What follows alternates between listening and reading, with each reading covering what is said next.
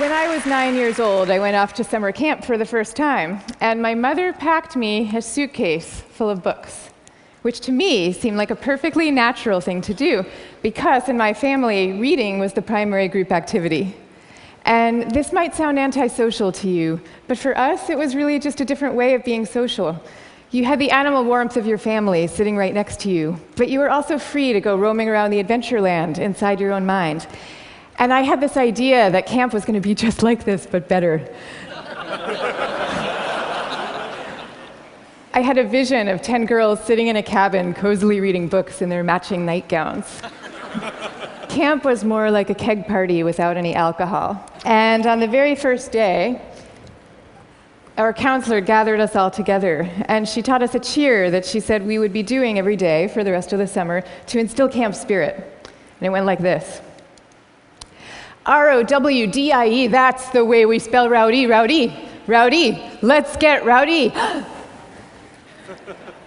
Yeah. So I couldn't figure out for the life of me why we were supposed to be so rowdy, or why we had to spell this word incorrectly.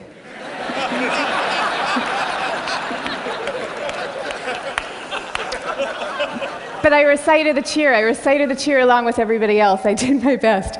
And I just waited for the time that I could go off and read my books. But the first time that I took my book out of my suitcase, the coolest girl in the bunk came up to me and she asked me, "Why are you being so mellow?" Mellow, of course, being the exact opposite of R-O-W-D-I-E. And then the second time I tried it, the counselor came up to me with a concerned expression on her face, and she repeated the point about camp spirit and said we should all really work very hard to be outgoing. And so I put my books away, back in their suitcase, and I put them under my bed, and there they stayed for the rest of the summer. And I felt kind of guilty about this. I felt as if the books needed me somehow, and they were calling out to me, and I was forsaking them. But I did forsake them, and I didn't open that suitcase again until I was back home with my family at the end of the summer. Now, I tell you this story about summer camp. I could have told you 50 others just like it. All the times that I got the message that somehow my quiet and introverted style of being was not necessarily the right way to go, and that I should be trying to pass as more of an extrovert. And I always sensed deep down that this was wrong, and that introverts were pretty excellent just as they were. But for years, I denied this intuition. And so I became a Wall Street lawyer, of all things, instead of the writer that I had always longed to be, partly because I needed to prove to myself that I could be bold and assertive too. And I was always going off to crowded bars when I really would have preferred to just have a nice dinner with friends. And I made these self-negating choices so reflexively that I wasn't even aware that I was making them. Now, this is what many introverts do, and it's our loss for sure, but it is also our colleagues' loss and our community's loss, and at the risk of sounding grandiose, it is the world's loss, because when it comes to creativity and to leadership, we need introverts doing what they do best. A third to a half of the population are introverts. A third to a half. So that's 1 out of every 2 or 3 people you know. So even if you're an extrovert yourself, I'm talking about your coworkers and your spouses and your children and the person sitting right next to you right now. All of them subject to this bias that is pretty deep and real in our society. We all internalize it from a very early age without even having a language for what we're doing. Now, to see the bias clearly, you need to understand what introversion is. And it's different from being shy. Shyness is about fear of social judgment. Introversion is more about how do you respond to stimulation, including social stimulation. So extroverts really crave large amounts of stimulation, whereas introverts feel at their most alive and they're most switched on and they're most capable when they're in quieter, more low-key environments. Not all the time, these things are an absolute, but a lot of the time. So the key then to maximizing our talents is for us all to put ourselves in the zone of stimulation that is right for us. But now here's where the bias comes in. Our most important institutions, our schools and our workplaces, they are designed mostly for extroverts and for extroverts' need for lots of stimulation. And also, we are living through this belief system. We have a belief system right now that I call the new groupthink, which holds that all creativity and all productivity comes from a very oddly gregarious place. So if you picture the typical classroom nowadays, When I was going to school, we sat in rows. We sat in rows of desks like this, and we did most of our work pretty autonomously. But nowadays, your typical classroom has pods of desks of 4 or 5 or 6 or 7 kids all facing each other. And kids are working in countless group assignments, even in subjects like math and creative writing, which you would think would depend on solo flights of thought. Kids are now expected to act as committee members. And for the kids who prefer to go off by themselves or just to work alone, those kids are seen as outliers often, or worse, as problem cases. And the vast majority of teachers reports believing that the ideal student is an extrovert as opposed to an introvert, even though introverts actually get better grades and are more knowledgeable, according to research. Okay, same thing is true in our workplaces. Most of us work in open plan offices without walls, where we are subject to the constant noise and gaze of our coworkers. And when it comes to leadership, introverts are routinely passed over for leadership positions, even though introverts tend to be very careful, much less likely to take outsized risks, which is something we might all favor nowadays. And interesting research by Adam Grant at the Wharton School has found that introverted leaders often deliver better outcomes than extroverts do, because when they are managing proactive employees, they're much more likely to let those employees run with their ideas, whereas an extrovert can quite unwittingly kind of get so excited about things that they're putting their own stamp on things, and other people's ideas might not as easily then bubble up to the surface. Now, in fact, some of our transformative leaders in history have been introverts. I'll give you some examples. Eleanor Roosevelt, Rosa Parks, Gandhi, all these people describe themselves as quiet and soft-spoken and even shy. And they all took the spotlight, even though every bone in their bodies was telling them not to.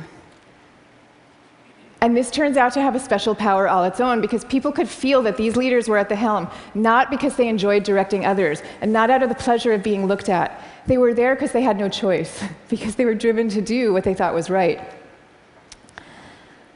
Now, I think at this point it's important for me to say that I actually love extroverts. I always like to say some of my best friends are extroverts, including my beloved husband. And we all fall at different points, of course, along the introvert-extrovert spectrum.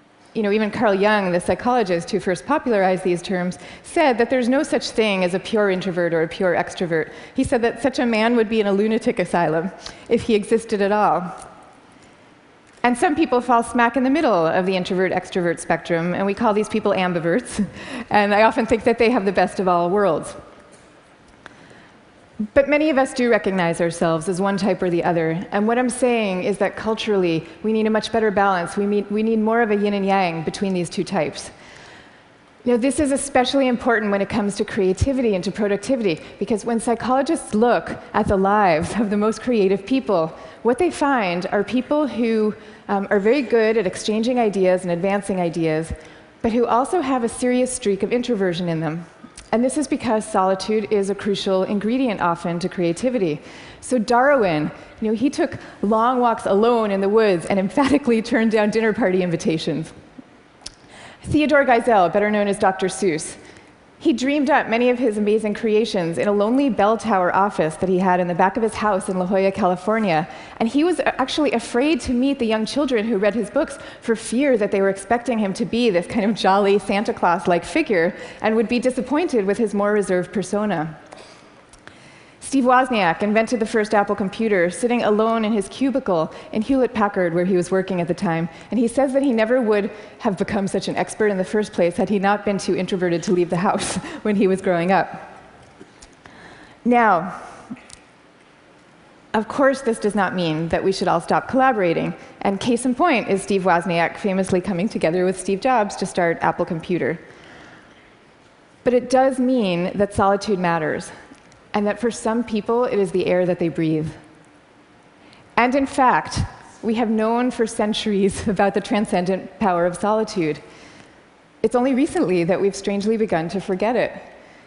If you look at most of the world's major religions, you will find seekers, Moses, Jesus, Buddha, Mohammed, seekers who are going off by themselves, alone, to the wilderness, where they then have profound epiphanies and revelations that they then bring back to the rest of the community. So no wilderness, no revelations. This is no surprise, though, if you look at the insights of contemporary psychology. You know, it turns out that we can't even be in a group of people without instinctively mirroring and mimicking their opinions, even about seemingly personal and visceral things like who you're attracted to. You will start aping the beliefs of the people around you without even realizing that that's what you're doing. And groups famously follow the opinions of the most dominant or charismatic person in the room, even though there's zero correlation between being the best talker and having the best ideas. I mean, zero. So you might be following the person with the best ideas, but you might not. And do you really want to leave it up to chance? Much better for everybody to go off by themselves, generate their own ideas, freed from the distortions of group dynamics, and then come together as a team to talk them through in a well-managed environment and take it from there.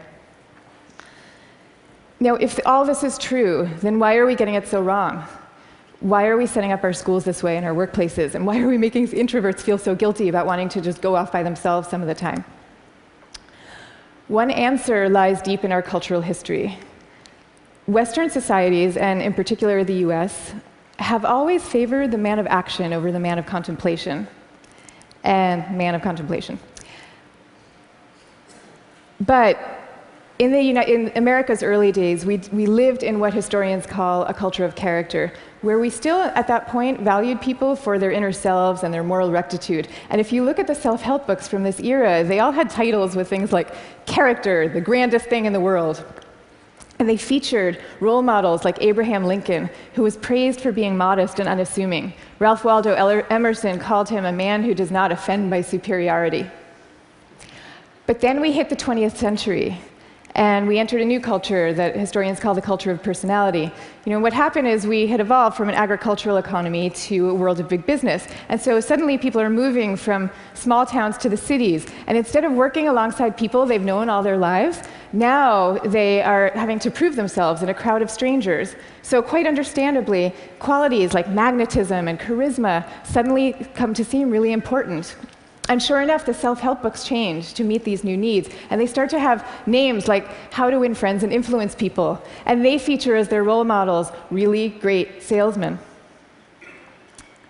So that's the world we're living in today. That's our cultural inheritance. Now, none of this is to say that social skills are unimportant. And I'm also not calling for the abolishing of teamwork at all. The same religions who send their sages off to lonely mountaintops also teach us love and trust. And the problems that we are facing today in fields like science and in economics are so vast and so complex that we are going to need armies of people coming together to solve them, working together. But I am saying that the more freedom that we give introverts to be themselves, the more likely that they are to come up with their own unique solutions to these problems. So now, I'd like to share with you what's in my suitcase today.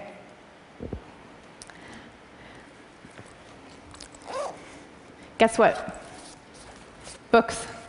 I have a suitcase full of books. Here's Margaret Atwood, Cat's Eye. Here's a novel by Milan Kundera. And here's The Guide of the Perplexed by Maimonides. But these are not exactly my books. I brought these books with me because they were written by my grandfather's favorite authors. My grandfather was a rabbi, and he was a widower who lived alone in a small apartment in Brooklyn that was my favorite place in the world when I was growing up, partly because it was filled with his very gentle, very courtly presence, and partly because it was filled with books. I mean, literally, every table, every chair in this apartment had yielded its original function to now serve as a surface for swaying stacks of books. Just like the rest of my family, my grandfather's favorite thing to do in the world was to read. But he also loved his congregation, and you could feel this love in the sermons that he gave every week for the 62 years that he was a rabbi. He would take the fruits of each week's reading, and he would weave these intricate tapestries of ancient and humanist thought, and people would come from all over to hear him speak. But here's the thing about my grandfather.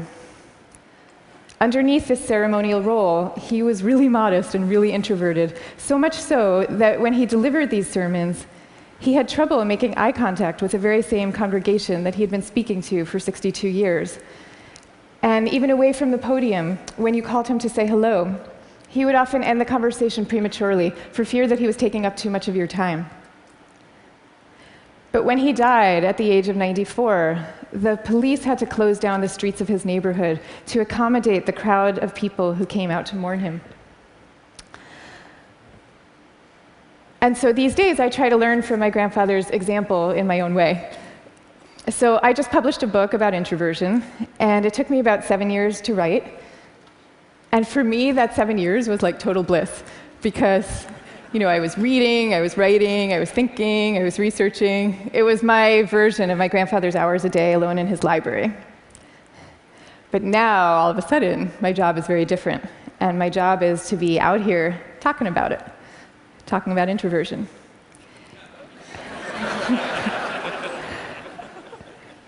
And that's a lot harder for me, because as honored as I am to be here with all of you right now, this is not my natural milieu. So I prepared for moments like these as best I could. I spent the last year practicing public speaking every chance I could get, and I called this my year of speaking dangerously. And that actually helped a lot. But I'll tell you, what helps even more is my sense, my belief, my hope, that when it comes to our attitudes, to introversion and to quiet and to solitude, we truly are poised on the brink of dramatic change. I mean, we are. And so I am going to leave you now with 3 calls for action for those who share this vision. Number 1, stop the madness for constant group work. Just stop it. Thank you. And I want to be clear about what I'm saying, because I deeply believe our offices should be encouraging casual, chatty, cafe-style types of interactions, the kind where people come together and serendipitously have an exchange of ideas. That is great. That's great for introverts, and it's great for extroverts. But we need much more privacy, much more freedom, much more autonomy at work. School, same thing. We need to be teaching kids to work together, for sure. But we also need to be teaching them how to work on their own. This is especially important for extroverted children, too. They need to work on their own because that is where deep thought comes from, in part. Okay, number 2, go to the wilderness. Be like Buddha. Have your own revelations. I'm not saying that we all have to now go off and build our own cabins in the woods and never talk to each other again. But I am saying that we could all stand to unplug and get inside our own heads a little more often. Number 3, take a good look at what's inside your own suitcase and why you put it there. So extroverts, maybe your suitcases are also full of books, or maybe they're full of champagne glasses or skydiving equipment. Whatever it is, I hope you take these things out every chance you get and grace us with your energy and your joy. But introverts, you being you probably have the impulse to guard very carefully what's inside your own suitcase. And that's okay. But occasionally, just occasionally, I hope you will open up your suitcases for other people to see, because the world needs you and it needs the things you carry. So I wish you the best of all possible journeys and the courage to speak softly. Thank you very much. Thank you. Thank you. Thank you. Thank you.